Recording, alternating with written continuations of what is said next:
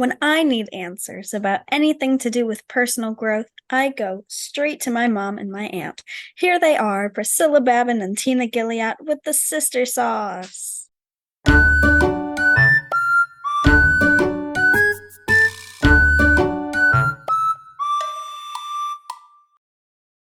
Hi, everybody. I'm Tina Gilliatt. I'm here with my sister, Priscilla Babin, and this is Hello. episode 9 of the Sister Sauce. 9 already? Yes, I can't believe it. We should have like a celebration when we get to 10, or Oh my maybe goodness. not.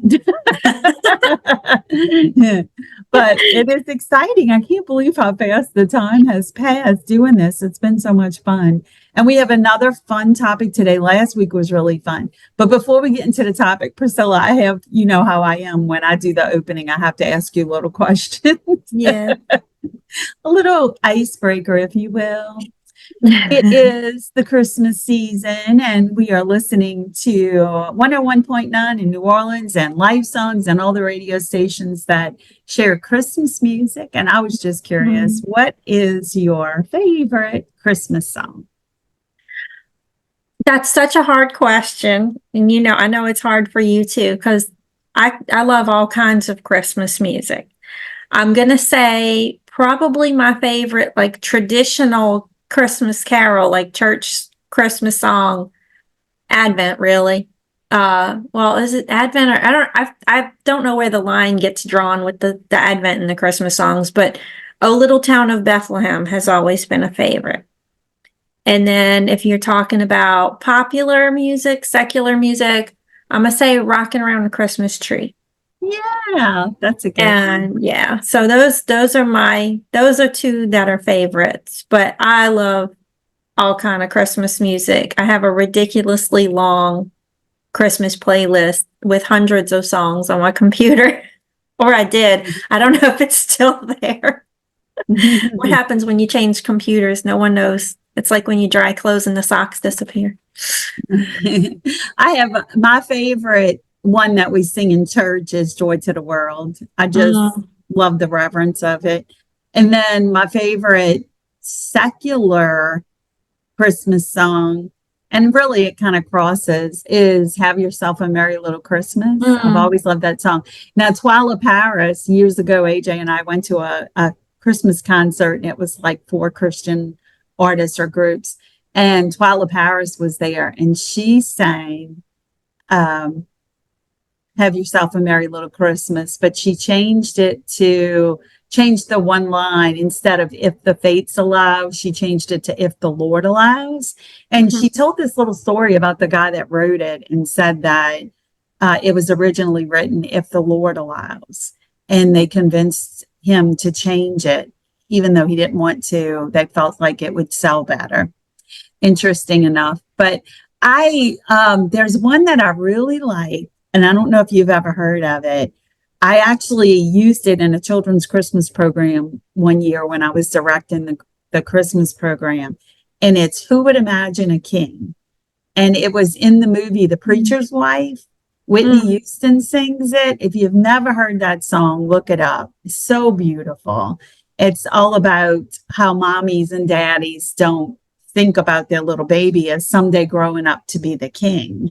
And it's just really a beautiful song. So check it out if you get a chance. But Priscilla, you have some hot sauce for us today. I do have some hot sauce, and my hot sauce is about sauce. Of course it is. So I love chicken. No offense to our vegetarian or vegan friends, but I do love chicken. And my family, that's one thing that I can get my kids to eat. And they love fast food, which I know is not the best, but sometimes, for a little treat, or if we're in a pinch and we need to get food quick, you got to go with the quicker option. And we like Chick-fil-A. The people are very polite. I know there's been some controversies with Chick-fil-A, but I think that all got straightened out. And my kids, who would be the ones who I would ask if it's okay if we Chick-fil-A are very in favor of going anyway. So they wanted some Chick-fil-A this week, and I had been telling Tina that we really love their honey mustard. And I know in the store you can get several of their sauces in the store. And I had been able to get the Polynesian sauce and the regular Chick-fil-A sauce, which is kind of like their secret sauce. Like it's similar. I feel like it's similar to like what's on a Big Mac. Not to cross my restaurants there, but it's, got that kind of a in between flavor of like a mix of things. And so we have those in the fridge and the kids like those, but the honey mustard is our favorite. And I've never found it in the bottle. And Tina's seen it in the bottle, but I hadn't seen it in the bottle. And my kids the other day, they were supposed to have Chick-fil-A at school for a fundraiser, and it got canceled or rescheduled because of some problems with the school money system. And my kids were so disappointed because they had really been looking forward to those waffle fries and, the chicken nuggets. And I said, well, let's just go anyway. We'll go anyway, and we'll get some for dinner. And I have the app. If you like to save money and get little free things, sometimes it's good to download these apps. The Chick-fil-A app, when you sign up, you can earn points. And it doesn't cost anything like a club membership or anything. It's on the app. You earn these points and you go in and see how many points you have, and you can redeem your points. And I think you even get points on the stuff that you're redeeming on. I don't know, because we don't go that often, and my points really have accumulated. So I had a bunch of points when I logged in on the app to order, because I like to order ahead, and then you just pull up and you tell them your name, and they say, okay, do you want to make any changes? And you can say yes or no. And then they say, all right, have a blessed day. And you go and you get your food, and it's super easy and it's accurate. You don't have, if you're an introvert and you don't want to have to say your order out loud, and you want to make sure you don't screw it up. Like if you get nervous, and you forget stuff at the last minute, like I do, sometimes it's nice to have it all in front of you and you can see the whole list. Anyway, when I was looking at my points and seeing what we could get with our points, I found out you can get free sauces, bottles of sauce, 8-ounce bottles. They're the smaller one, but it's still a whole bottle of sauce. And I got a free bottle of honey mustard from Chick-fil-A. Well, that's awesome. So I was so tickled. And I was waiting. I thought they would put it in the little cup holder with the other drinks. But it was in the bag. But we were also excited looking at the sauce when we got home. Oh, yeah. Yeah. That's our favorite too, is the honey mustard. And when you and I were talking about it the other day, I was sure we had it. And I went and looked in the Walmart app, and it's in there. But I didn't try to order it. So I don't know if you have to order it online or if you can have it delivered. But I knew AJ had gotten the sauces we had from Walmart. But after you and I texted, I forgot to tell you that I did go look, and we have the original and the one other one. Polynesian in the original. We don't. Those are the first two that they introduced in the bottle on the shelves in stores. I think the traditional one was first, and then they added the Polynesian, and now when I did go shopping at Walmart the other day for groceries and some other necessities, pet food and stuff. And they had those two, and they had the barbecue, the regular barbecue. And then they had, one of their ones that's real spicy. And but they didn't have the honey mustard. So I was so excited to get my honey mustard. Yeah, I'll bet. It's really good too. And I think I told you we went to Chick-fil-A. We've been doing the whole Weight Watchers counting points, and we hadn't been to Chick-fil-A in quite a while. And when I had a dentist or doctor's appointment or something out that way, we went to Chick-fil-A between things and got a grilled chicken wrap. And it was very few points. I want to say it was, even with the dressing, it was like 5 points for 2 pieces to this wrap. And I could only eat 1 piece. It filled me up. So AJ wound up eating the other half for dinner that night. So really good. Really good. Love it. Love it. Well, we got a great topic today too. I think us planning ahead and thinking about the topics was really good inspiration for us because we've been getting a kick out of doing some of the research, and we didn't have to research this a whole lot. Well, I don't know about you, but I didn't research it at all except to look up a few series titles. Yeah, that's exactly what I did too, or to double check who the authors were. Yeah, same. But today we're talking about Priscilla's favorite thing in the whole world, books. And we grew up in a house where my mom always loved to read and encouraged us to read. Priscilla picked up on that a little more than me. I think part of it was I've always had eye issues and I've always had struggles with reading. I read very slowly. But as an adult, I listen to tons of audiobooks. Priscilla and I have had some fun accumulating or compiling, I should say, our lists of our favorite books and series and authors. It's interesting because when we did the TV shows, you and I had so many of the same TV shows on our list that we had to each take some off so that we weren't duplicating. But with books, you and I have completely different interests and tastes, although I know that I would enjoy the books that you read and you would probably enjoy the books I read. It's just not what we go to. It's not our go-to. And so it's going to be interesting to share those. A little bit of a disclaimer is that we each organized in our own way. And so it's going to be a little different than us just popping out like 10 of our favorites. We had little groupings, and I guess we'll just go back and forth and share a little bit and just keep the conversation going. I'm sure it'll be fun. And forward to it. I'm going to let you start, Priscilla. Oh, okay. I know we call Mariah the book lady, but you know, you're kind of like the book lady in I'm a book lady in that I have a lot of books and I love books in the same way that I'm a cat lady. I don't have all the cats now. They live outside. They have one very special cat. I have one, one who everybody on if they've watched our videos, they've seen Diana. Glimpses. Yeah, I don't know where she is right now. I think she's sleeping in Clover's office chair. She may join us later. She might. You might see a big tail come flapping in my face. And I'm glad you mentioned Mariah. If anybody needs a hookup to some very good quality and inexpensive children's books, my friend Mariah, who we interviewed on Sensei Sisters, she is still trucking with her business, and she can get you to hook up there. You can host little parties and invite your friends to watch a little video on Facebook, and next thing you know, you got $200 in free books, and you don't even know what to pick out because there's so much free stuff. It's awesome. And every once in a while, like once a year, I'll get with Mariah and I'll do a little thing and share the links around, and bam, I've got more books. I'm starting to just get books for my great niece and nephew for the most part, because I've gotten so many for my kids now, and they're getting older that I'm running out of books to pick. But they're awesome.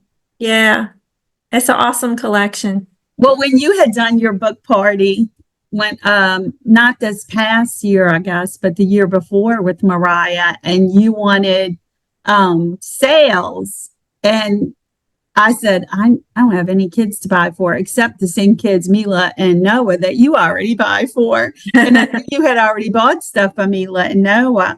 But I decided that I wanted to help you, and you didn't even know it. So I don't want it to seem like you were pushing me to buy something I didn't need. But I just, out of curiosity, said, I wonder if there's anything that I can buy for somebody. And I went out there and got so excited at the prices on the sale stuff that I don't know if you recall, but I bought a book for every single child at church. And it was so inexpensive. I couldn't believe it. But I was just tickled to be able to give them that for Christmas that year. And it's so cool. Yeah, it was. I enjoyed it. And everybody was so thrilled with the books they got. We had a couple of kids that were immune compromised and couldn't come to church at all because of their potential COVID. to be exposed to COVID. And I remember going to their house and running and putting it on the porch and ringing the doorbell. And their mom brought them out and they opened it while we watched from the car. I was so tickled. But yeah, great books. So I'm writing myself a note. That's why I was getting my pen out. I'm going to write myself a note to include the link to Mariah's website or Facebook page, one or the other, in our show notes. Okay. I just went on there because I was looking for the name of the author for one of the series that I wrote down. So I had just looked it up recently, so I'll try and remember to send it to you. But I started my list because I now it doesn't really necessarily have a direct connection, but I have a degree in early childhood education. I have hardly used it, but you've used it. I think I don't know if it's the cause or the effect, because I have a great love for children's literature in particular. And I could have written a mile-long list of kids' books for this, but I realized that that's so specific, and and not everybody on here is going to have children to read to. However, I do have a long list of book series that are for young adults that I enjoy. And when my kids, we've read some of these multiple times because it's one of those things that's it's almost like a comfort food for the soul, rereading. It's the same way, we watch The Office over and over again, or we watch our favorite movies over again, National Treasure or whatever. You have these favorites, and watching those things or reading these things over and over is comforting, and it's like a stress buster, but it's also that familiarity feels so good. So my little list, I have made a little list of book series for young adults that I like and I enjoy reading to my kids or with my kids, and sometimes by myself.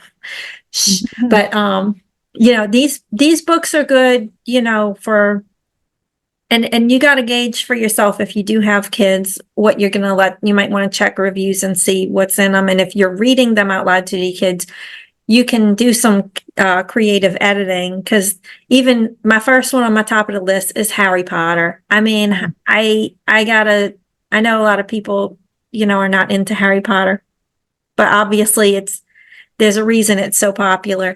For real. But it's just a beautifully written and everything. You can't,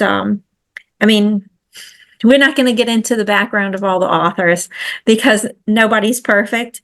And if you knew what I know about Roald Dahl, you probably wouldn't even go see Willy Wonka. So, if it was that taxing to you. But authors are capable of writing great stuff, even if they have their own growing up to do or whatever.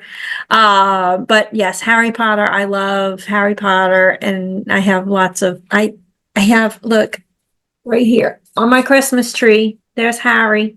Oh, we have a Harry Potter ornament too on our tree. But that's my top. Our family favorite too. Yeah. And then I'll just real quick brush through these other ones. Everybody's so familiar with Harry Potter, I don't need to tell you what it's about.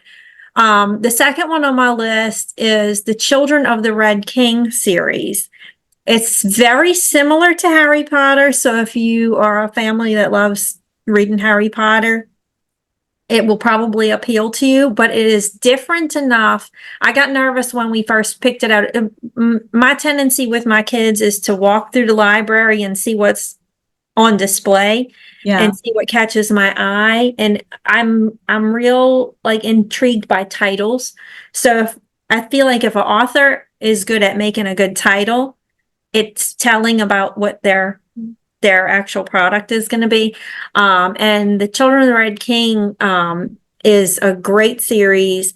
It is fantasy fiction. It deals with magic and special powers and stuff. It's about, the main character is a boy called Charlie Bone. And similar to Harry Potter, he has certain powers he didn't realize he had, and he is from a sort of dysfunctional family. But it is very different. It is, once you get into it, you realize it is not just like Harry Potter. It's not cookie cutter. It's very different. And there are some things that are similar, but for the most part, it's its whole own thing. And it's a whole series of books. Very well written. The author is Jenny Nimmo. I love that, and I highly recommend that series. Next one on my list is Series of Unfortunate Events by Lemony Snicket, which a lot of people are familiar with, especially lately. They had done a movie. The movie sucked. It was nothing like they tried to cram all 13 books. Not even, like, they picked their favorite things from the 13 books and tried to cram them into one movie, and it didn't work. And the whole fandom was outraged. So then Neil Patrick Harris tried his hand at it, making it a mini series with 2 episodes per book. And he did a better job, but sorry, Neil, you added some extra stuff in, and that really perturbed me. I'm a purist when it comes to the adaptations. And I realize some stuff does have to change. I'm very forgiving with a lot of the stuff they did with Harry Potter. There are some things that irked me, but, for cinematic reasons, certain things do need to get beefed up. Yeah. I'm never going to be able to reconcile with them burning down the Weasley's house. That's just stupid. That didn't fit. But but if you're going from what you saw in the miniseries, the books it's a different feel. And it's funny how you can tell the difference. We talked about that with The Office. You can tell the difference between a British TV show and an American TV show. You can tell the same with novels too. They have they come off different. I don't know how to explain it, but really, really love that series. My kids are really into it, and it sounds so depressing. And watching the show, sometimes the kids have been rewatching that show, and sometimes I think, why did we read those books if the story was so depressing? But then I really think about it, and I know we loved them. So there was enough humor and hope and just really smart thoughts, just really inspiring stuff in there to keep engaged. And so we love that one. Another one that we really love, of course, is Percy Jackson and the Olympians by Rick Riordan. And that's getting ready to come out next week, or a week and a half. No, next week, right by Christmas. It's coming on Disney Channel. So we're real excited to see what they do with that, especially since Rick was actually involved this time. That was another one where they came out with movies and they didn't let the author be involved, and they were stinkers. But no offense to those actors, because those are some real cute kids that were in the first ones, and they're all old people now. But the new one we're really looking forward to. And another fantasy, we tend to run towards the fantasy stuff. It's so entertaining. But if you're not familiar, that's to do with demigods, kids who are children of the mythical, the Greek and Roman gods. The Greek ones, the Roman ones are in a whole nother series by him. But all the series related to Percy Jackson too are very good, very entertaining, awesome characters, lots of personal growth and stuff, which, we love. Another one that we love is The Keys to the Kingdom by Garth Nix, which probably a lot of people have not heard of that one. That one is a lot of the stuff we like is all very similar. Another fantasy one where there's a lot of magical kind of stuff happening, different planes of existence or whatever. And it's you've got this young boy protagonist. It tends to be always, Percy, Harry, Charlie. And in this one, you've got, oh shoot, I can't think of the kid's name. Arthur. And Arthur has just all kind of weird stuff starts happening. He doesn't know what's going on. Next thing you know, he's involved in all kind of craziness. And those books are really good. Those are a little bit more intense than Harry Potter. Like, on a scale, I would say out of all the ones I've listed so far, if you're looking for fantasy for younger kids, the Charlie Bone series, the Children of the Red King, is probably on the tamer end. And then this one, Keys to the Kingdom, gets a little bit more, there's a little bit more violence and stuff. Everybody knows Harry Potter goes from 0 to 60, you know, kind of that spread, but it takes so long to read them that your kids probably grow old enough to handle the end by the time you get there. Another one that I really love. Oh, I did I say I did. Garth Nix was the author of that one. Another one we love that is for I would say older kids, mid-teens and up. The Skullduggery Pleasant series by Derek Landy. An Irish author. I believe he's Irish, I think, because it's set in Ireland. And there's multiple series about Skullduggery Pleasant, and that's another. It's magic, a lot of magic. It's about mages and other mystical, magical beings and stuff. But this time the protagonist is a young girl, and Stephanie she comes to find out that her uncle who passed away has the books. He's an author, and the books he has written were actually true stories about magic and stuff. And she gets wrapped up in that world and finds out she has magic. And that one gets extremely violent and, you know, has some language and stuff. So I would say mid to older teens before they start that one, because that one gets really intense, but it's super well written and very funny, very, very engaging, and you really get caught up in it. And, because there's so much stuff that happens.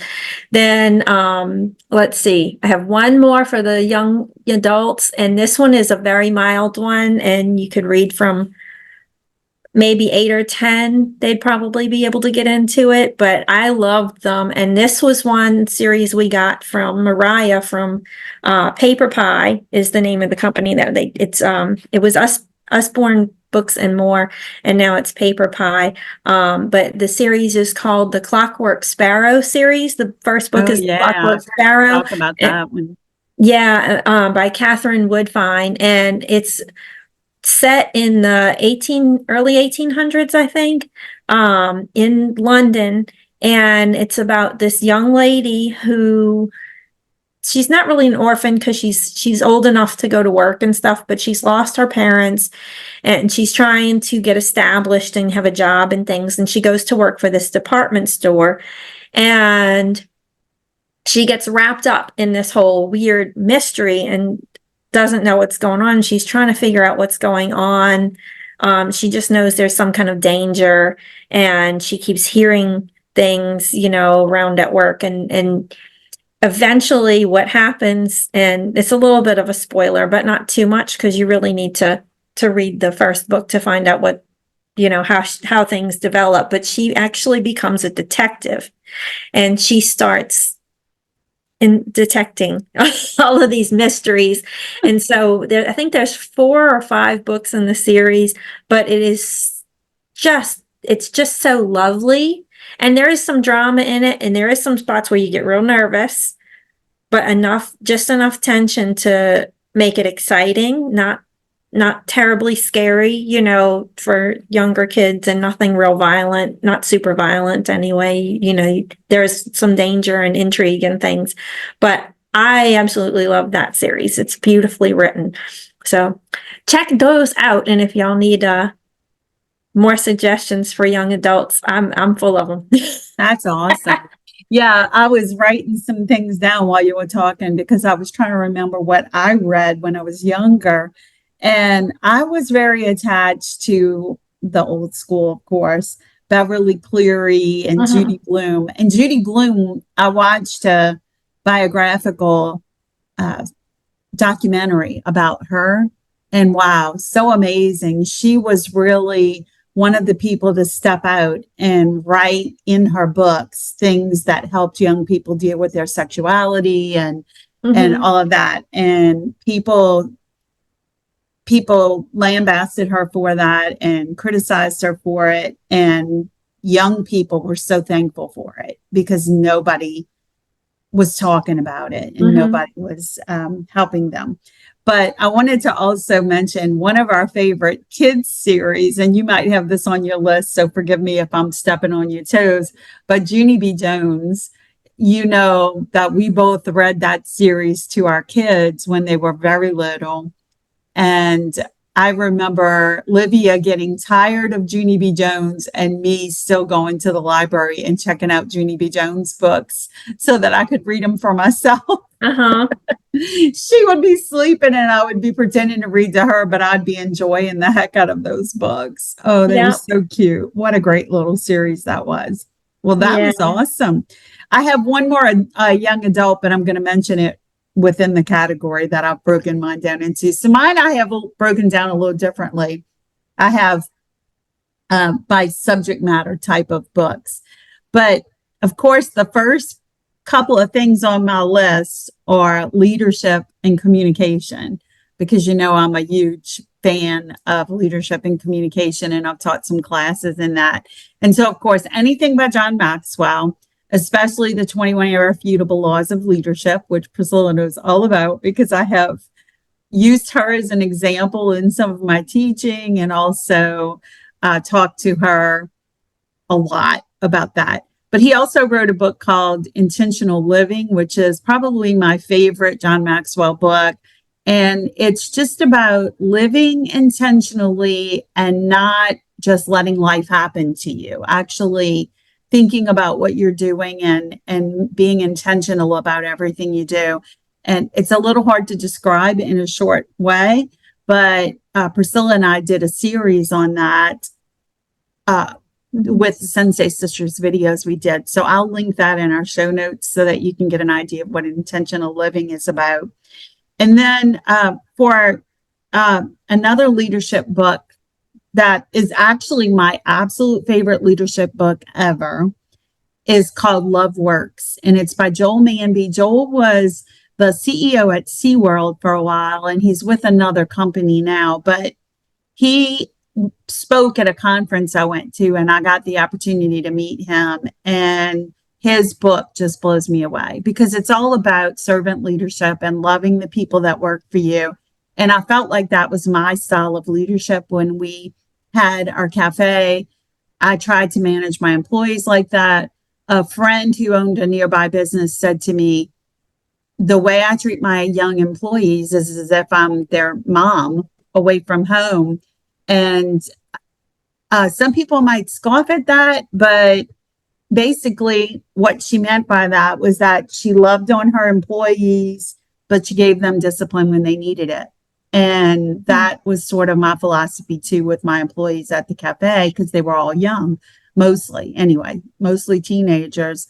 And I'm still in contact with them. So I loved that book. It's called Love Works by Joel Manby. And then for communication, anything by John Maxwell about communication is good. But my favorite is Everyone Communicates, Few Connect. And it's about making an actual connection with your communication as opposed to just talking at people.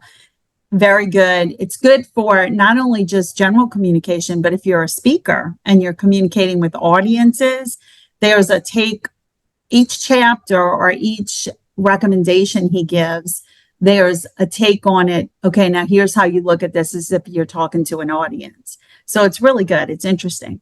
I also like some autobiographical novels, and two that were among my favorites were Friends, Lovers, and the Big Terrible Thing by Matthew Perry. I just finished that recently. It was after he died, but very good book, hard to listen to because he narrated it on the audiobook.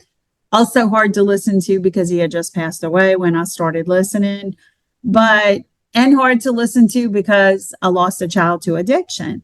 But very, very good if you are interested at all in what an addict goes through withdrawing, or just some of what goes on behind the scenes with acting. And we were Friends fans, and so absolutely wonderful book. And I will give Matthew Perry kudos that he never blamed anyone else for his problems.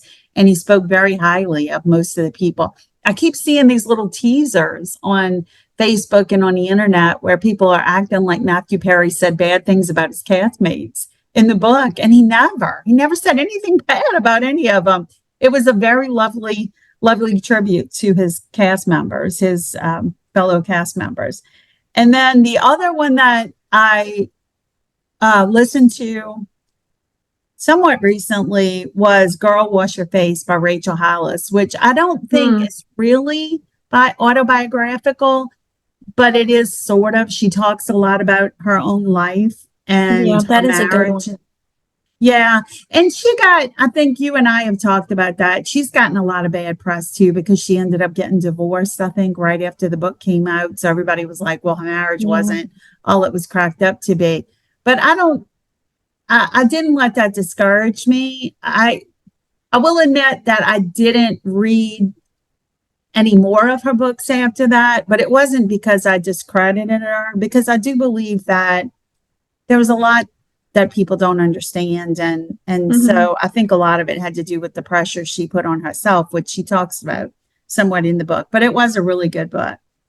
And then I'll just share quickly. I don't want to steal too much of the time, but I was on there for a long time talking about mine. So you go ahead. I'm like a huge self-help person. I love self-help books. And so I'll just say anything by Wayne Dyer. I think you'll second that probably. Well, our mom is a huge Wayne Dyer fan, I should say. Wayne passed away, but of course his books are all still in print. What a legacy, right? And Mom and I went to see Wayne Dyer live and really just loved him and his philosophies on things. Mom used to quote Wayne Dyer to Priscilla all the time when she was a teenager. So she probably doesn't have a lot of fond memories of Wayne Dyer because of that. Absolutely, A Purpose-Driven Life by Rick Warren. One of my strong recommendations for spiritual guidance. Atomic Habits by James Clear. Have you heard of that one, Priscilla? No. Okay, so one of my students told me about that because we were talking about developing good habits. And so I looked it up in my book club thing that I'm in, and they didn't have the book, but they had a, what do they call it? Like not a synopsis, but like it was a short form of the book, I guess. And so it gave like a synopsis of every chapter. And I wound up listening to that. And it was really interesting. It's a book that helps you with proven steps to developing good habits and breaking bad ones. And so it's an interesting one.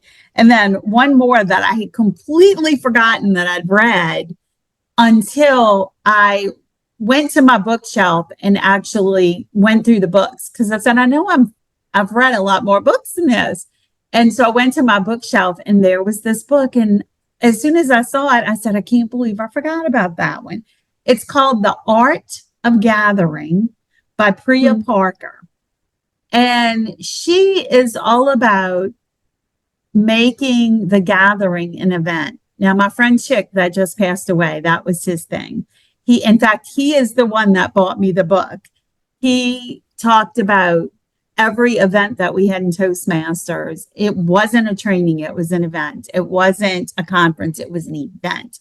Because he believed that if you made a meeting an event, people would enjoy it and have fun. And so he bought all of the people on our core team when we worked with him a copy of that book, and we all read it together and talked about it. And it was such an awesome book. But it's geared more toward, like, if you're somebody that's in charge of a conference, or if you host a lot of meetings, that sort of thing. But I got a big kick out of listening to it and taking what I could from it to do things at my Christmas parties. And, I love to host parties, and I haven't hosted any in ages because of COVID. But I got a lot of great ideas about it. And when I saw the book on the shelf, I got really excited about it. And I said, I need to pull that book out before I have another party. And then I'll share one more, and then I'll toss it back to you, Priscilla. And I like instructional kind of books. And I couldn't for the life of me think of any that I had read recently, except for one. Want to guess what it was? Podcasting for Dummies. And just to give credit where credit is due, the authors are T. Morris and Chuck Tomasi. T. Morris and Chuck Tomasi. And that was what Priscilla and I had each looked into articles or books about podcasting. And we did some research before we started this podcast. And that was the one that I read a bunch of articles, but that book, Podcasting for Dummies, it was so easy to read and flip through and really got a lot out of it. So I recommend that one. Priscilla? I'm going to piggyback off of you a little bit and talk about some nonfiction ones, since you were just talking about nonfiction ones. One that I read recently, and I opened up my Hoopla app from that library. There's so many ways, y'all, that you can get books without having to spend a ton of money.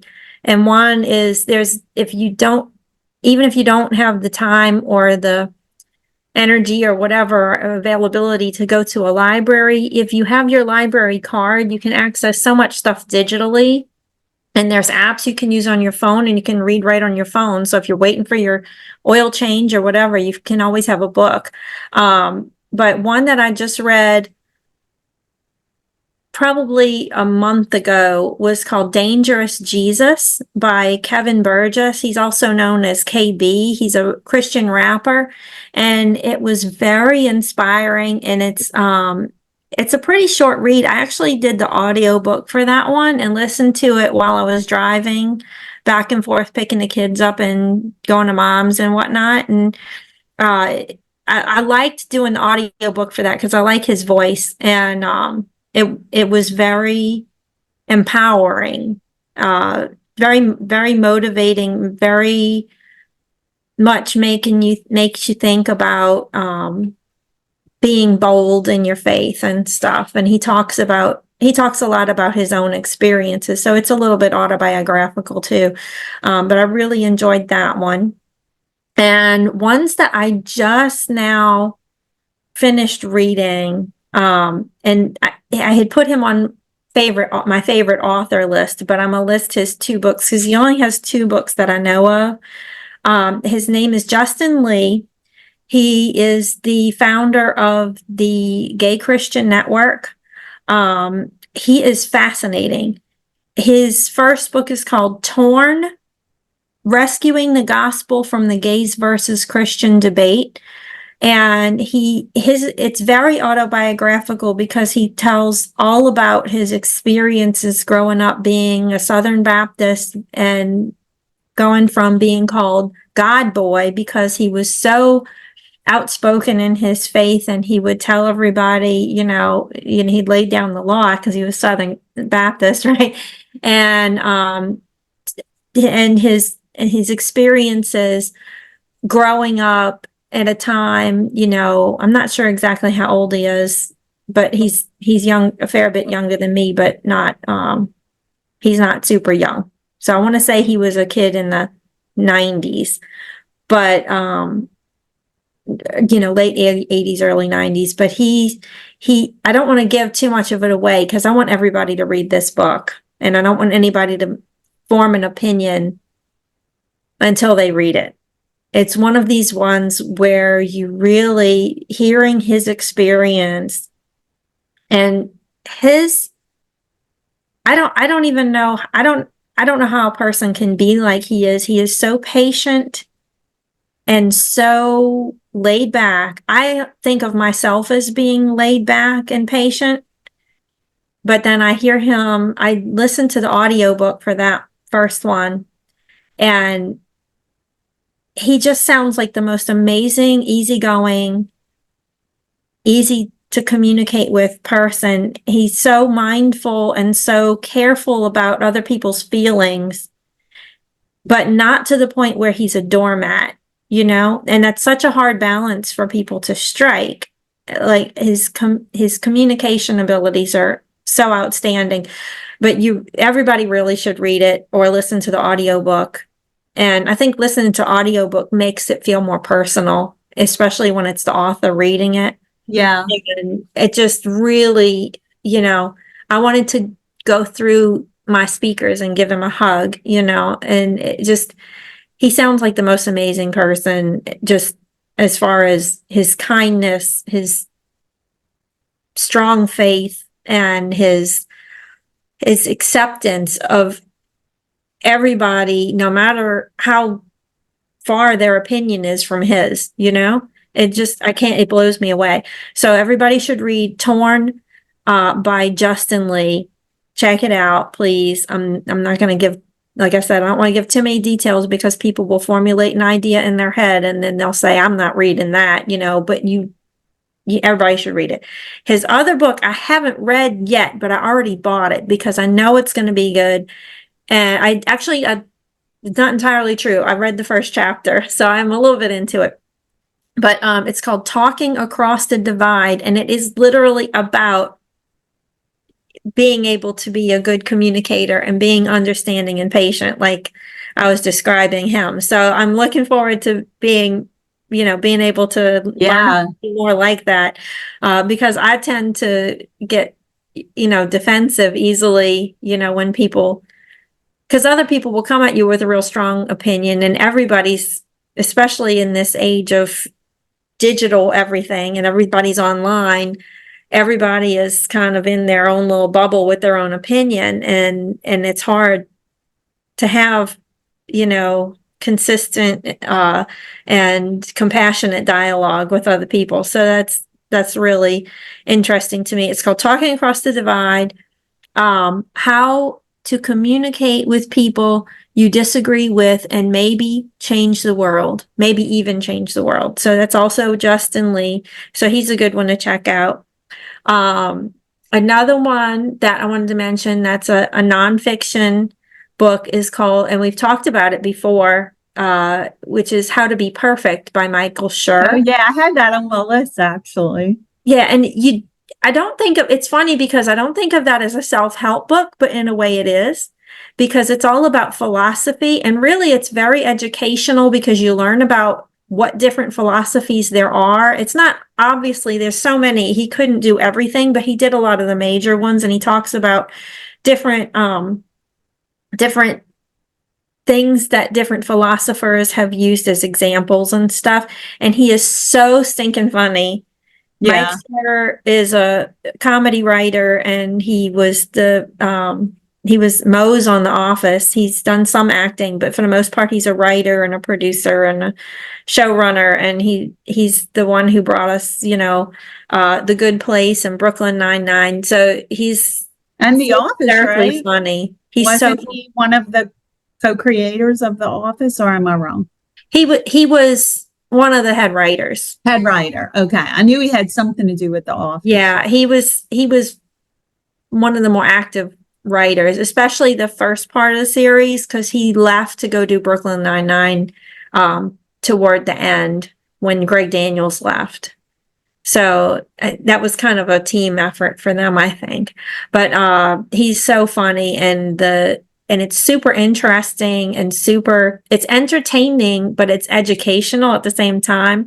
And it really makes you think, and it really makes you question what your own philosophies are. And a lot of people, what I learned from it, what I got from that, and also from watching his show, The Good Place, is that most people don't have one philosophy. You'll use different kinds of philosophies to solve different problems, depending on what it is.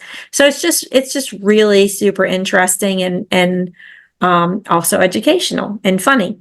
So that's a real fun one to check out. Yeah, it is good. I enjoyed that one. I was just looking to see, because I listened to the audiobook, and I was looking to see if he had narrated it, and he did. He narrated the audiobook, but he also had little, they're not cameos, I guess, but little clips where other people talked. Yeah. And it was Kristen Bell, Darcy Carden, and some others. So yeah, definitely.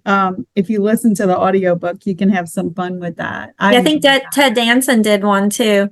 Yeah, that's right. It's all the people from The Good. But Yeah, it was mostly actors from The Good Place, and also one of the people whose books he used when he was creating The Good Place, because that's where that book came from when he created the series The Good Place, which I talked about on our episode about TV shows we liked. That show is all about people who have died and they're trying to be good people, and the one guy is a philosophy professor, and so when he created that character he had to learn about philosophy, and he basically made everybody on the cast and crew learn about philosophy too. yeah, I So remember that. they were Yeah. like, you ought to write all this down because it's fun learning it from you, and so he did. And so there's this fun book It now. was interesting for me to listen to because at the time I listened to it, Livia was majoring in philosophy. And so I went back and was like, listen to this. And I was sharing some of the stuff from the book with her. It was cool. I like that one. Yeah.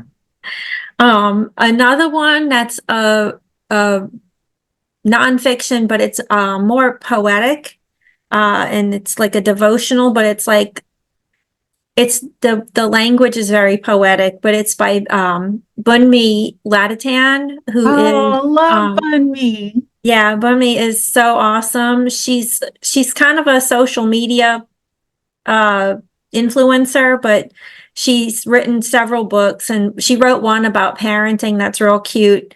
But the one that I love that I have on my bookshelf is Dear God, and it's a series of basically like prayers, and they're really beautiful. And Oh, that's all I can really say about that one. It's just a really beautiful read, and if you need something that's a little devotional, our guided prayer. Yeah. Yeah. something you can, if you want to have a little special prayer you read every day or a little poem. It's just very beautifully written. She's so talented. And oh, my throat's getting dry. Sorry.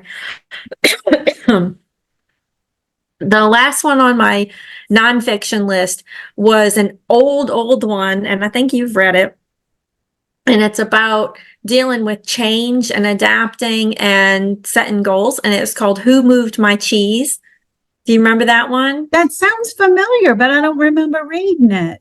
Who Moved My Cheese by Dr. Spencer Johnson. And it's, if I haven't read it in a long time, but from my recollection, it's written from the point of view of little mice in a maze, or it's about them. I can't remember exactly. All I remember is that it was really good, and it makes you think a lot about how you approach obstacles and stuff. So that's a really cool one, and it's a very, very short read, if I remember correctly. Oh, that's awesome. Yeah, it sounds so familiar, but it must have been a really long time ago.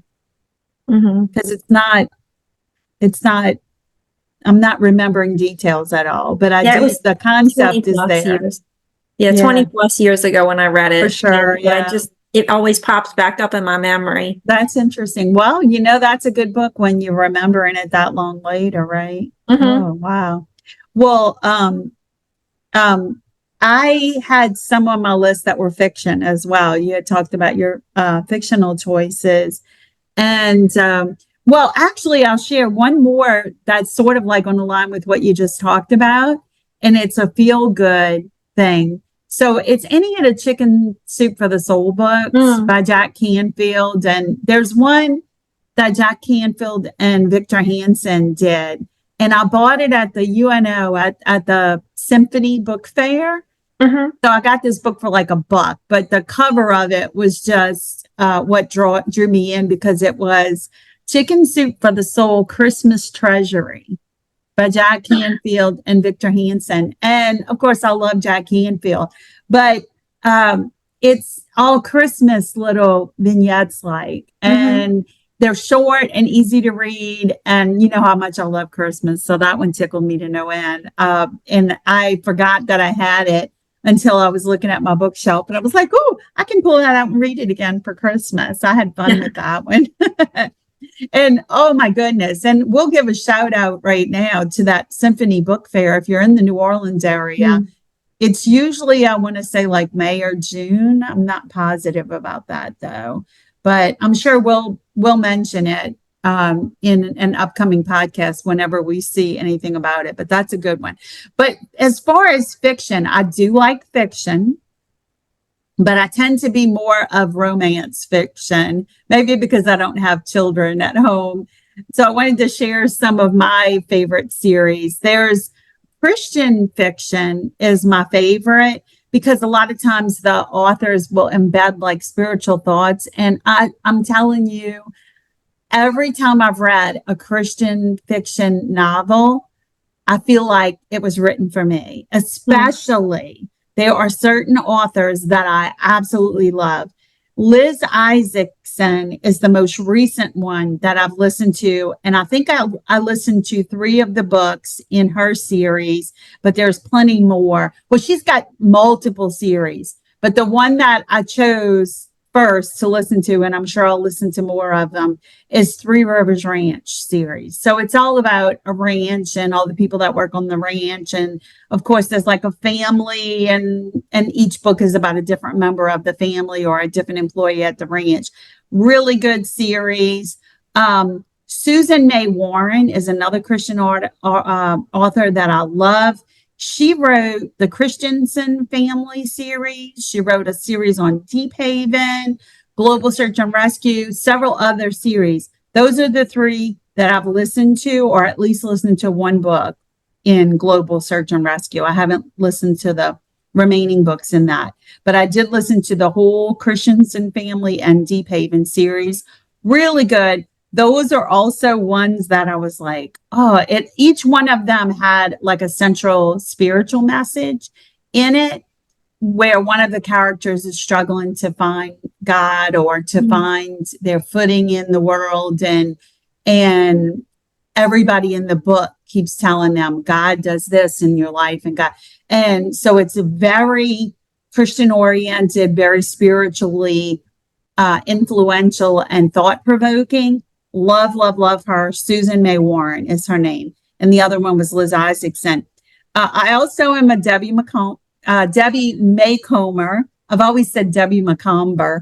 And since I've been listening to audiobooks as opposed to reading them, they say her name at the beginning. And I'm like, oh, wow, I've really butchered her name before I listen to the audiobooks. But it's Maycomer is the way they say it on the audio thing.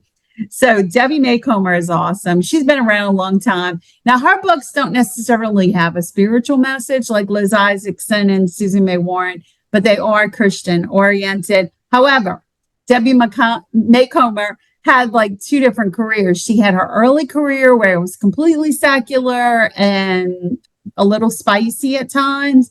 And then as she became an older adult and found the Lord, she started focusing more Christian oriented, and she brings God into it, but it's not as heavy of a spiritual message as the other authors I mentioned. But I felt bad for her because I read an article a while back about her. Well, her son lost his life to suicide, I think, if I remember correctly, about 4 or 5 years ago. And that was a big deal. And she got a lot of press around that time that was not wanted. But she also had gotten a lot of bad press because some publisher decided to revive some of her old titles that they own the copyright to. And people were criticizing her for these works she had done before she became a Christian. And she had no control. She said, I don't own the copyrights anymore. And I had no idea they were going to revive these books and act like they were new. And so I felt bad for her. Another Christian author that I love, Karen Kingsbury. And I never even heard of Karen Kingsbury until I saw a movie on the Hallmark Channel. That was, and Debbie Maycomer, lots of movies on the Hallmark Channel, Mrs. Miracle and Mrs. Miracle Returns, I think. Last night I watched Mr. Miracle. A lot of cute stories, especially Christmas stories by Debbie Maycomer. But Karen Kingsbury was the author of a book called The Bridge. And the Hallmark Channel did a series of bridge movies, and those were really good. It was about a bookstore, and you would probably enjoy that. It was about a bookstore, but the couples that met at the bookstore. And then another one that you'll appreciate, it's young adult. but I accidentally downloaded it onto my audiobook platform. And then I realized it was young adult and said, well, I've already downloaded it. I'll listen to it anyway. It's a book called Things I'd Rather Do Than Die by Christine Hurley DeRiso. I don't know if you've ever heard of her. It's meant for young adults, but it's a Christian book. But I will share that it has saucy language in it. But I didn't mind the saucy language because it made it realistic. So in the book, she and a schoolmate of hers, it's high school students, they're both seniors, I think, they are kidnapped or held hostage, I should say. They're not taken away, but they're held hostage in the girl's place of business. And she is not necessarily a Christian. She believes in God, and the boy that ends up getting locked up with her in this hostage situation is a Christian. And she's always thought of him as a holy roller and doesn't really care for and thinks he's a Jesus freak or whatever. But she gets to know him and he gets to know her. Of course, the saucy language is the robber, the guy who comes in and robs them, but also locks them up and keeps them hostage. So it was realistic to me, but it was actually a really good listen. I thought it was good. I would not let a young adult listen to it, but maybe somebody Clover's age that the language wouldn't be too spicy for. And then I'll just mention two more. These are the last two on my list. And those are secular romance novels. Anything by Emily Loring. Priscilla, I don't know if you've ever read anything by Emily Loring, but when I was in my 20-somethings, that's what mom was listening to or reading.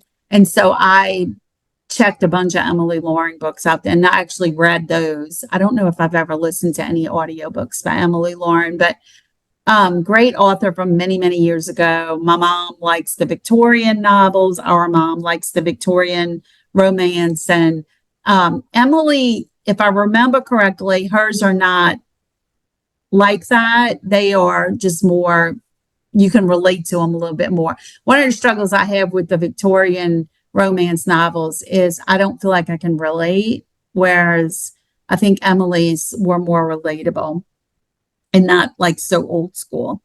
And then there's one author that I stumbled onto on my audiobooks platform, and that's Bria Quinlan. And she writes a lot of little short romance novels. And I think, like to listen to them, it was like 2 hours. And so I really enjoyed the heck out of this one series she did. And I could not find the title of the series anywhere, but it was like, it was these little short stories about these three girls that like the one got engaged. Well, each one of them had their turn at romance basically. And they were three friends. And that was kind of fun to listen to. So that was my list. Did you cover your whole list or you got some more for us? I got a little bit more. I had written down, I had written down my favorite authors and some of my favorite authors. I obviously, the authors of some of the other series and stuff are favorite authors, but I had certain people who I've read all their books. Yeah. Or most of their books. And so I had just jotted them down. Of course, I love Jane Austen. Oh, yeah, for sure. That's very niche however you say that word. If you're not into the Victorian times or whatever, that style of writing is very different. And Tina and I were talking about this the other day, that it's so hard to go from reading, say John Grisham, which he's also very good, to flip-flop and go to something like Jane Austen, where the language is so different. It's like mixing foods together that don't really go, It's like, it's just hard to transition because your brain gets in. That's what I keep trying to tell my kids when they're interested in reading Jane Austen, but they can't quite get into the rhythm of the language, and because there's a certain amount of interpretation you have to do and you have to problem solve and read at the same time, which is a skill that's a little tough for ADHDers sometimes. But once you really get into it, it's easier. But I will say, I'm going to reference Paper Pie again. They have a really cool bound. I actually have it right here. I'm going to show you because the cover is so pretty. Hang on a second. Oh no, she left the camera. I gotta show y'all if you're watching the video so you can see this is my complete Jane Austen. Oh, it's pretty. I knocked stuff down once. Isn't it gorgeous? I have it on my coffee table. I also have, there's one like this of the complete works of Shakespeare that they put out. And the cool thing about this is it's all the novels retold so that the language is not so flowery and antiquated, of her time. So you can read it and understand what's happening. And I didn't buy this for myself. I bought this for my kids if they were interested in reading it. But again, the setting is so different. So when my kids are in the middle of reading more modern stuff, it's hard for them to bust into this. So they have to come off of a little spell of not reading a lot. And I'm hoping maybe over the summer they will let me dive into this with them. But so it's very different reading the original Jane Austen as far as the language, but the story is consistent. They did not throw anything new in or change it up to make it modern or anything like that. It's still period consistent and it's still, accurate to the plot and everything. But they made the language, it's like different versions of the Bible, kind of, but it's translated to more easy to understand. So I really love that. And that's a Paper Pie Usborne product. But Jane Austen is awesome. And y'all probably have heard at least some of the storyline of her, at least Pride and Prejudice. It's all romantic. For sure. Yeah. They have a lot of Hallmark movies based on Pride and Prejudice. Classic romantic tropes. She explores a lot of them, but she has a lot of strong female characters, which I appreciate. She was a trendsetter. And Nadia Bolz-Weber is another favorite lately. And I'll just find her on YouTube and just listen to one video after another. She is a ELCA Lutheran pastor. She is a recovered drug and alcohol addict. She had a lot of problems when she was younger, but she's a pastor and she is a spitfire. She has colorful language. I will say that in her books, the language is very colorful, but that doesn't bother me. If it bothers you a lot, you don't have to read it, but she's got a lot of awesome things to say. Very straightforward, similar to Justin Lee in that she's not a doormat, but she tries to be real accepting, although she's a little bit more like me in that, she's a little bit harder on people who don't exemplify Christ, the way they say they do, the way they think they do. But anyways, she's awesome. She has several books and she has, one of them is called Pastrix. That's her first one. And it's somewhat autobiographical, but everything she writes is full of good Christian wisdom and just real good read.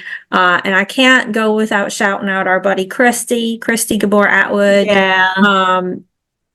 I have 2 of Christy's books. She's written more.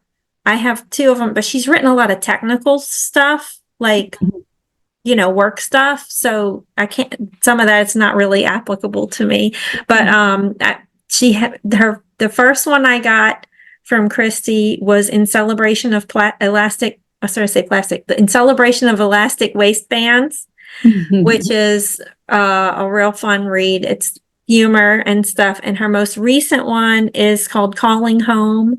And it's about how it's about grieving after her mother passed away and wisdom passed on from her mother that helped her kind of find her footing as a writer again and things like that. And that's a very short read, and it is absolutely beautiful. I recommend Kleenex with it. It's a good one. And I had written down also two other things. If you like a feisty, spicy adventure, one series of books I read, which is super funny, but it does have some adult situations, and it has some very colorful language, is the Stephanie Plum series by Janet. Oh, yeah. There's Yeah. 20, I don't know, I don't remember where she's at now, 25. I don't know. There's a lot of books. And some of it does get to be a little bit predictable, but she's super, super funny. And the basis of it is the character Stephanie Plum is a young woman who is she's divorced. She was married very briefly, and she caught her husband cheating and divorced him. And then she's trying to figure out what to do with her life because she got laid off from her job, and she doesn't have any prospects. And she's got, sort of her mom is very worrisome all the time about her, and her grandmother is a real she's a real firecracker. And so there's a lot of real interesting characters in the books, but Stephanie is trying to make money and ends up being a bounty hunter for her cousin Vinny, who owns a bail bonds office, and the adventures she gets into.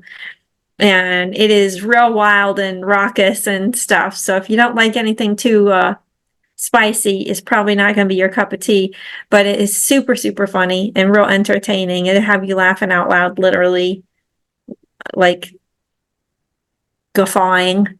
That's a weird word. Anyways, and one other book I wanted to mention, just because I saw it on my bookshelf and it's such a hoot. And I thought I heard about it on, I think I heard about it on Office Ladies. I think one of them mentioned something from it, and I looked it up, and it sounded so funny that I bought it for myself last year for Christmas. It's nonfiction, but it's educational kind of, but it's also super entertaining. It's called Quackery: A Brief History of the Worst Ways to Cure Everything by Lydia Kang, MD, and Nate Peterson with a D, Peterson. It is so funny because it goes through all of the old sort of snake oily kind of medicines and treatments that they did in the olden days because they thought it would fix things. And if you've ever heard the phrase blowing smoke up someone's, you know what?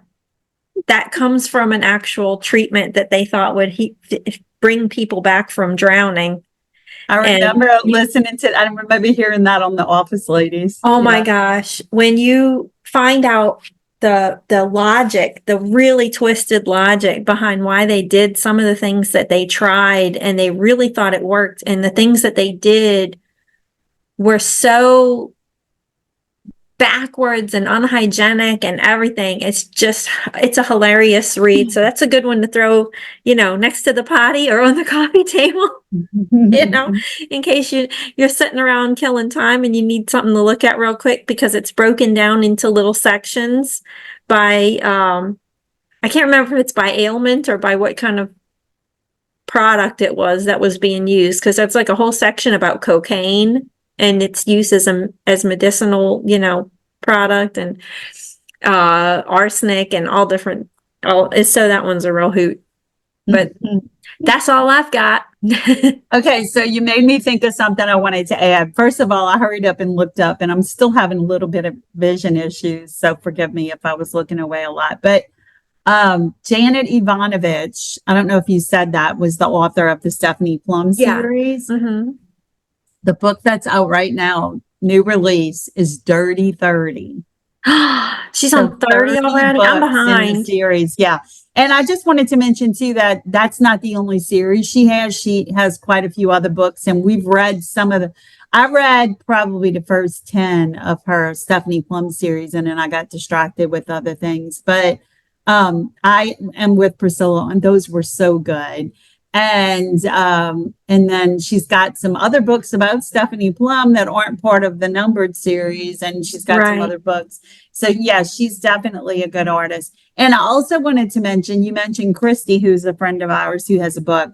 We have, between us, we have quite a few friends who are authors and have released books, and we purposely didn't add them all to the mix because it would have been way too much. But we're going to share their links to their websites in our show notes. Mhm. And some of them I had a recent authors panel discussion, and they participated in that, and it was fabulous. I wish I could say I had recorded that, but we didn't. And but it was really wonderful. And I'll share some of the information about that in the show notes. And I'll share our interview with Mariah, and I will share our interview with Christy. We Okay, also cool. interviewed Christy, and so of course she's one that Priscilla and I have both read. And so yeah, great stuff. That was fun talking about books. I knew it would be. Oh, we talked about Christy, but I didn't think of another book that we both have that she wrote. Yeah. It's not really a book that you read, it's a book you write in, and it's The Book of Me. Yeah. Which is awesome, and it has its own website, which y'all could just Google The Book of Me by Christy, and then you'll find that. That's another one. That's one you can fill in, and you could set your goals and put your daily planner in there and everything. And this is a great time of the year to buy The Book of Me. It is. You could start it in January. It's kind of like a journal. Mm-hmm. Yeah. Yeah. But it's not marked with months or anything. So if you fill in, yeah, so you can start at any time of the year. And if you goof up and you get off track, and like I did when I started it, you can skip a month. I did the same thing. Over. Yeah. Mm-hmm. I started like in July, and then stuff happened, and I went back to it in like October. So yeah, definitely another good one from Christy. Yeah. Awesome. Woohoo. You got some sauce for thoughts today? I was waiting to see if you were going to say soup for thought. Yeah, I have some sauce for thought. Yes. Today, I just wanted to share my sauce for thought relates to medical issues. And we've had our share in our family, but a cousin of mine recently posted about a medical struggle that she went through. And I shared it with Priscilla because it was relative to a medication she was taking. And so I'm not going to share her personal business right now, but she shared it on her Facebook page. And I thanked her for doing that because the medication she was talking about was one that several people in our family have been taking. And so I wanted to just give you some sauce for thought about that.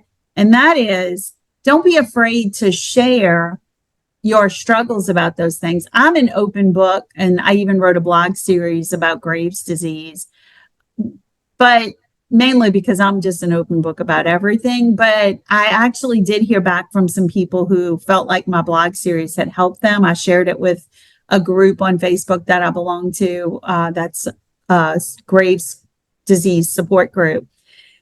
And so I just want to encourage you to be free and willing to discuss those kinds of things with other people who have been there, done that, or maybe experiencing, because you never know who you can help.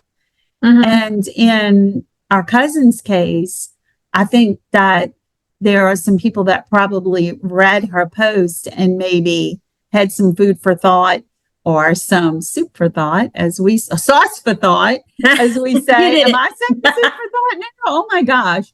Anyway, sauce for thought. She clearly gave some other people sauce for thought about that medication and potentially a life-threatening issue related to it. And so for all of us to think about being willing to be open about things that we're struggling with in case it helps other people. And I think you and I, that's sort of the whole premise that we started Sensei Sisters and now the podcast with, was that we talk about so many things with each other. that the podcast has taken more of a fun twist to it than educational. However, I do feel like we share things that are educational and help with self-growth. And, but that was our thing. You and I were both struggling when we started meeting for breakfast every Wednesday. And our first thought was, how can we use our struggles to help other people? And so that's what we're all about. And I just want to encourage everybody to think about being that way. If you have something that's going on with you that you think sharing would help other even if it's not a medical issue, even if it's something other than that, maybe you're grieving a loss and you found a great way to deal with that grief or whatever. If you can use that to help other people, I'm all for being transparent and sharing it. Amen, sister. I'm excited about a lot of the topics we have coming up, and I won't share those, but I'm going to remind everybody that Priscilla and I are going to do one whole show dedicated to answering your questions. We haven't gotten any yet. So you need to send questions. You do have some? No. Oh, no. Look, I thought maybe you had one. No, it just you just reminded me that we were waiting for some because I hadn't heard. And I had fully planned on posting some prompts on our Facebook page and all about the types of questions we're looking for. And I haven't had a chance to do that since I've been blind. I wanted to create some graphics that I have fun with that kind of stuff, but we'll do that. We'll have to do that. Priscilla, post some teasers or some prompts or just story starters or whatever we want to call them, just to get people thinking about what they can ask us. I saw a couple of things that other people had asked that were posted, but I think it was like Dear Abby or whatever that other people had posted. And I thought, this is exactly what we want people to ask us about. So is there a situation that you've dealt with that you want to know how to handle it? Or do you need our advice on friendship that you think might be toxic or something along those lines? Or if you just have a technical issue with your computer and you want to shoot us a message, one of us probably could figure it out. We're both tech savvy. Somewhat. You never know. We might be able to help you. And if we don't know, we can research it for you. Oh, yes, because we are the ladies at Google. We are queens of Google. So we'll be happy to research anything you want to know more about. So be thinking about that. That's some like additional sauce for thought. Not soup for thought, sauce for thought. Sauce for thought. Homework. So homework. We'll be back with episode 10. I feel like that's kind of like a milestone. Episode 10 next week, but this week is episode 9. Until then, make yourself a priority. And take care of you. Bye, everybody.